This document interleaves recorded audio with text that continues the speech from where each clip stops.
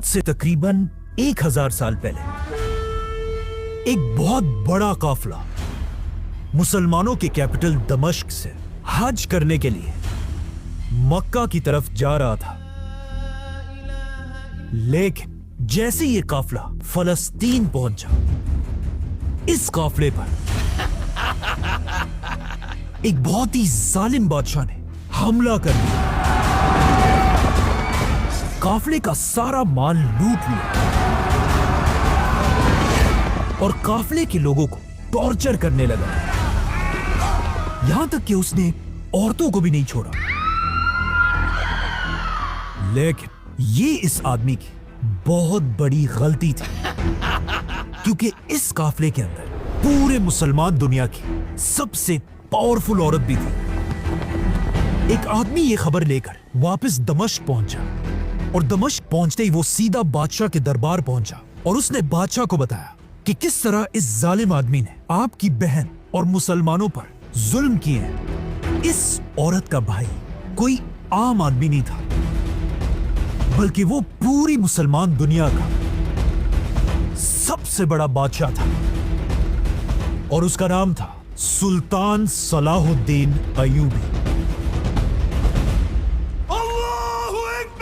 اور یہاں سے صلاح الدین ایوبی نے فلسطین کو دوبارہ فتح کرنے کی تیاری شروع کی، اور کہا جاتا ہے حملے سے پہلے صلاح الدین فلسطین کی ہسٹری کو غور سے پڑھنے لگا۔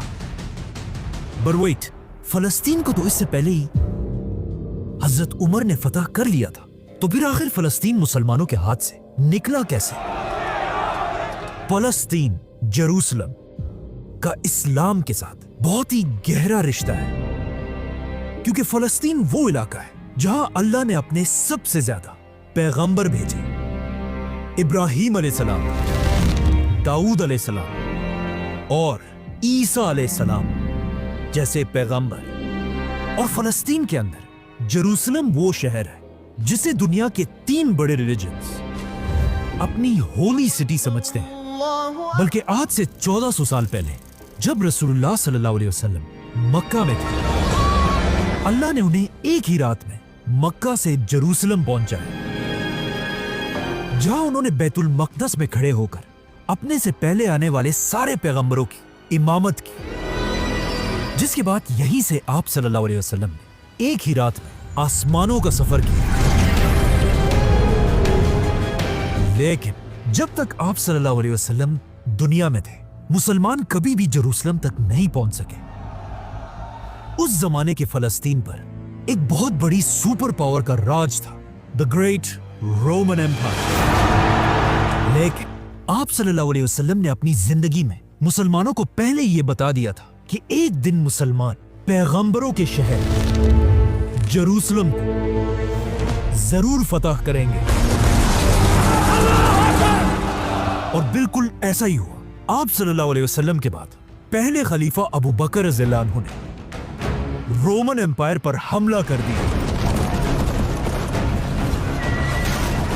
جس کے بعد دوسرے خلیفہ عمر بن خطاب رضی اللہ عنہ نے رومن اور پرشین ایمپائر کو کرش کر دیا، اور مسلمانوں کی فوجیں سیدھا فل سپیڈ جروسلم کے پاس پہنچی اور جروسلم کو ہر طرف سے گھیر لیا۔ یہ دیکھ کر جروسلم کا لیڈر رومن ایمپائر کے بادشاہ سے مدد کی بھیک مانگنے لگا،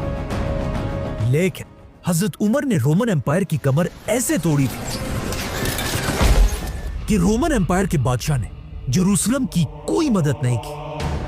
یہ دیکھ کر جروسلم کے لیڈر نے اعلان کیا کہ اگر خلیفہ عمر خود میرے پاس آئے گا تو میں جروسلم بغیر کسی جنگ کے مسلمانوں کے سامنے سرنڈر کر دوں گا۔